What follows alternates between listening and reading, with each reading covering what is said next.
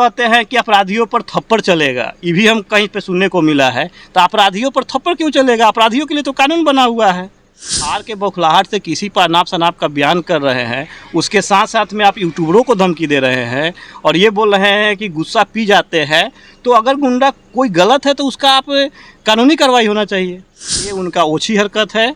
इस तरह का टिप्पणियाँ एक माननीय पर्यटन मंत्री माने मंत्री के पद पर होते हुए इस तरह का टिप्पणियाँ कि गुंडा आवारा कुछ गलत कहना, ये सब अच्छा नहीं है।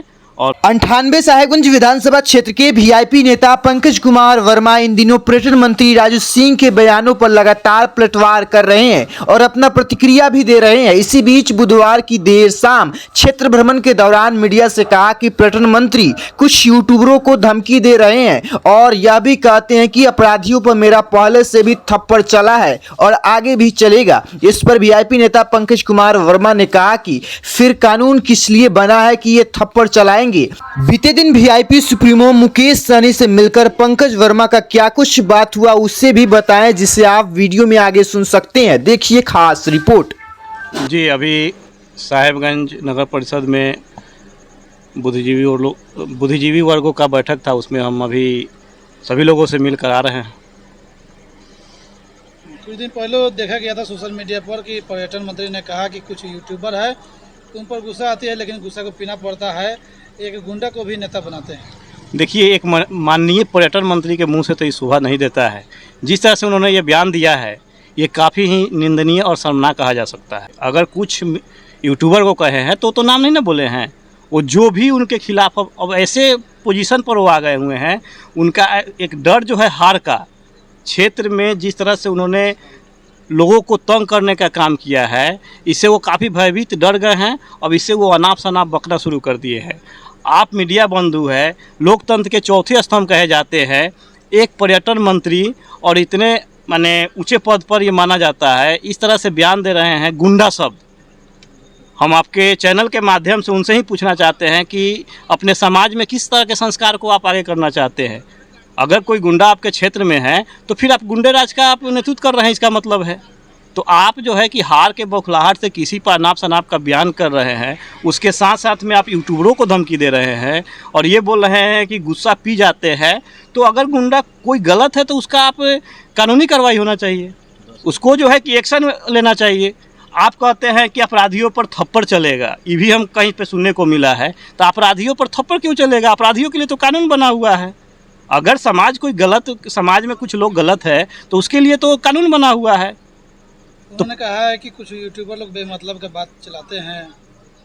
आप वही तो सबसे बड़ी बात है कि यूट्यूबरों पर अब अप्रत्यक्ष रूप से एक धमकी हो गया। उनकी बयान को अब विकास कर नहीं रहे हैं तो उनके बयान को कौन चलाएगा? तो बहुत सारे मीडिया लोग हैं कि उनसे अब किनारा कर रहे हैं, तो इससे वो भयभीत हो गए कि अब तो मीडिया में हम बने हुए भी नहीं है, समाज से तो कट ही गए। हिदायत दिया है, आप धमकी बता रहे हैं। कोई हिदायत नहीं है, माने कोई डरने की भी ज़रूरत किन्हीं को नहीं है।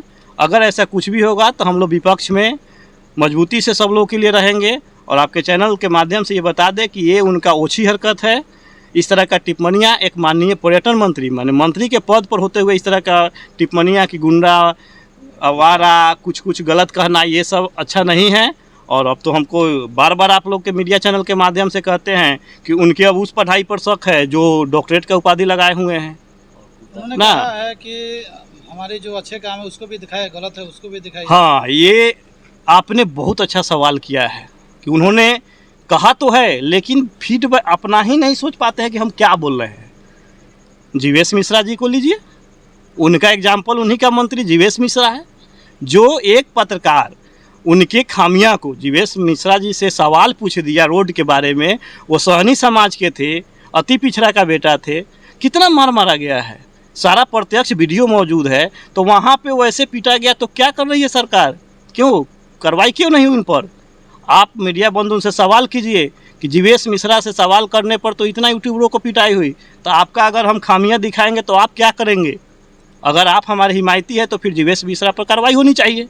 तो इस तरह से समाज को दो भागों में बांटकर बरगलाकर अब वो सत्ता जो पाना चाह रहे हैं ये कतई नहीं होगी। इस बार साहेबगंज की जनता उनकी इस बहुरूपियों चाल को समझ चुकी है और इस बहुरूपिया चाल में वो अब सफलता उनको मिलना अब सपना के बराबर है। शिलान्यास हो रहा है, रोड पुल का काम हो रहा है, आप रुपये चाल हो रहे हैं। जी, शिलान्यास तो हो रही है, ये तो हमें भी, आप लोग भी दिखा रहे हैं, शिलान्यास हो रही है।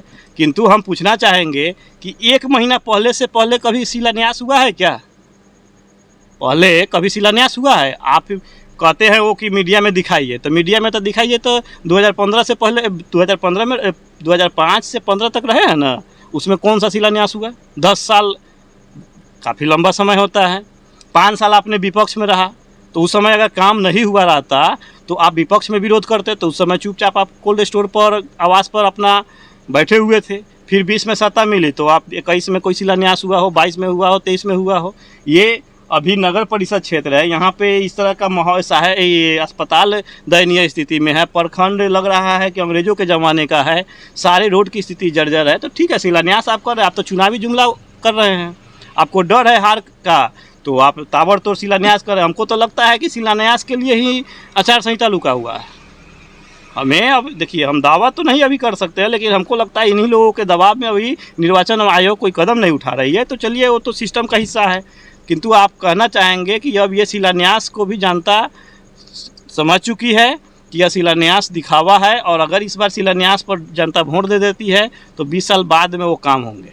अच्छा, कल आपने वीआईपी सुप्रीमो से भी मिले हैं, लग रहा है कि लंबी बातचीत हुई है, क्या कुछ बातचीत हुई है? जी, चूँकि हमारे सुप्रीमो कल का आगमन था सर्किट हाउस में, तो हम लोग वहाँ पे पहुँचे और उनके स्वागत में पूर्व से मौजूद थे। आए हम लोगों ने शिष्टाचार जो स्वागत होती है काम कार्यकर्ता की, उस तरह से हमने किया।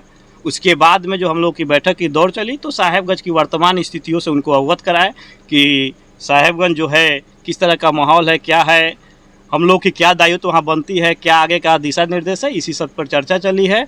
और यह सार्थक चर्चा है, और उम्मीद है कि साहेबगंज की व्यवस्था में माननीय सुप्रीमो जो है कि अग्रणी भूमिका में इसको मजबूती से लड़ेंगे।